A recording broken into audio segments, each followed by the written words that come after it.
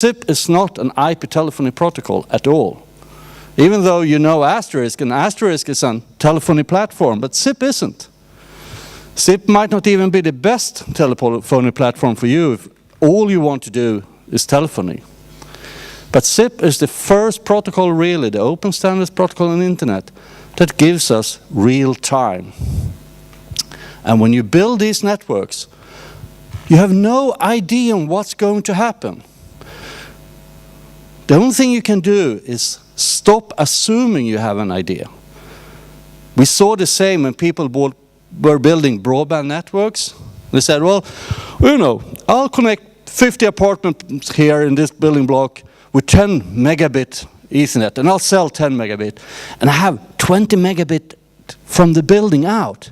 And I solved the difference with web caches, right? Cool? So they won't even discover this stuff. Right. They designed the whole network infrastructure on one application. You can't do that. So when you build a SIP infrastructure, the only thing you have to be sure of is that you have no idea what the future use of this infrastructure will be. 3D holographic sessions, yeah. We don't know. The cool thing, recognize the flagpole, Mark? No.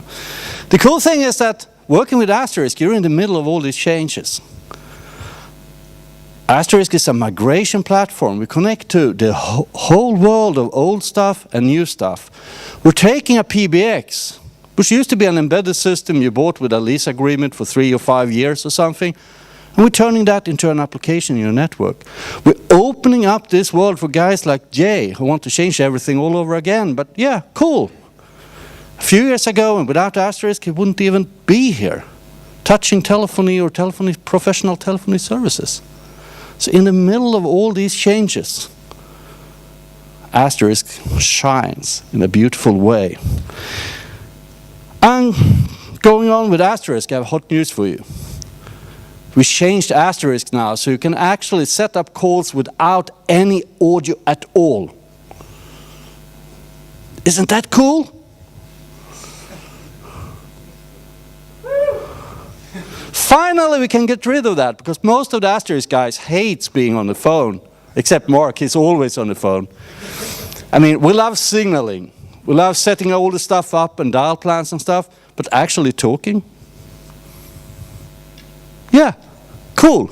That's exactly what I'm talking about, because I'm working with a company.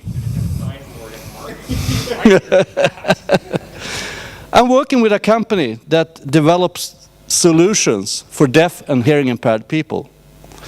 So with the addition now of T140 real-time text to Asterisk, they set up calls in Asterisk with video and text.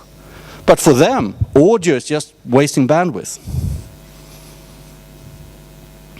So Asterisk is the most available, the cheapest solution to set up infrastructures for TDD telephony. It's a huge market opportunity because these guys, they pay. I mean, it's the only solution for them. They have expensive 3G phones and services today in order to communicate. And this is much, much better. So here's Lisa and her friend, I don't know her name, communicating and writing texts at the same time. And we're actually setting up emergency service gateways in Sweden with Asterisk for these guys. So they can call in with 3G handsets and video phones like this, but no audio, and still report emergency cases. So Asterisk being used in emergency situations. Michelle, you shouldn't hear that because there are legal implications and stuff, but yeah, right. It's the open source version, not business edition yet. So, in order to get to this vision and connect all these building blocks that Jay is looking for, we need open standards. And I'm a strong advocate of open standards. I have been ever since I started working with TCP/IP and all of that. So, going back, because I'm an old guy, Remember all those old email systems, X400, CCmail, systems that were going to conquer the world? They're all gone. They're replaced by internet email, for good or bad. Now we have proprietary systems, Cisco Skinny, Skype, whatever out there. It's a temporary phase. Open standards will survive, will cross the chasm with this technology. And the question is, how do you get the puzzle together? Because telephony isn't going to be what it was when I was born. I usually have an example with my kids saying that, well, you know, guys, it's a beautiful day.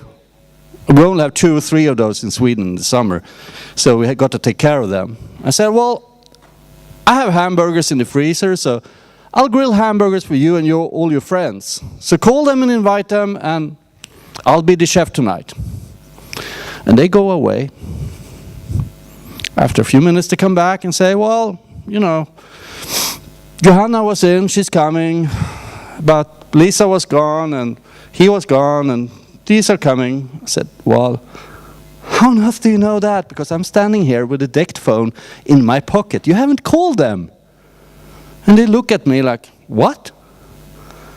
We went to our computers and checked with MSN and Google Talk. And if they're not online, they're not available for coming for dinner either. Dialing by URI, by mail address, is a natural communication platform for them. Dialing by phone number, that's for old guys.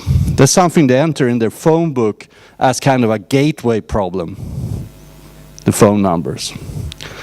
So we have to look at this vision and say, I want to communicate with Mark, and I don't want to have to choose a technology and then see if he's available. I want to see if he's available and start the communication. And that's where we have to go. And the whole internet is getting very personal. And even for business use, we have Facebook, social networking, we have presence and other stuff.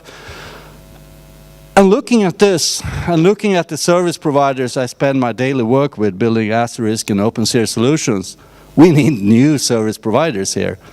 And they're starting to come from new areas. Is Facebook the big monopolistic telco? Maybe. We'll see. But we need to fill the gap here. We built the software, Asterisk, and Daniel and Ramona had built the other piece that provides scalability if you believe in SIP. So the platforms are out there. We do need the service providers. Service providers that understand that Facebook's and what we do today with IP telephony is just the starting point. We need to find a full IP communication suite and start working with it for the new kind of customers out there. And in order to get there, we need people like Jay, Mark, Kevin, guys that come up with innovation and do it in the new way, for the internet way. Do it in open, on the internet with open source. And I really think we have to change perspective a bit as well. We've been very shy, very focused on the old guys. We've been focusing on compressing stuff like crazy. I think we have to turn around. We started now with the new Asterisk. We added wideband codecs. But let's move on. We have the networks. We have the connectivity. I mean, most households in Sweden have 8 megabits or more. 5-to-1 audio, video is no problem. When I'm working with people in Norway, which is 1 or 2 hours away by plane, I set up a video session in the morning and we keep it open all day. It's not a video call because we're not having an agenda, we're not on there all the time. I see my friend moving away, getting a cup of coffee, leaning back or just working, but we're actually sharing a workspace. 2 megabits of audio and video flowing, and we don't care because we're not paying per minute. And that's a cool new application. And we could enhance that. And I think the cool way with being in open source is that it's in open source this stuff happens.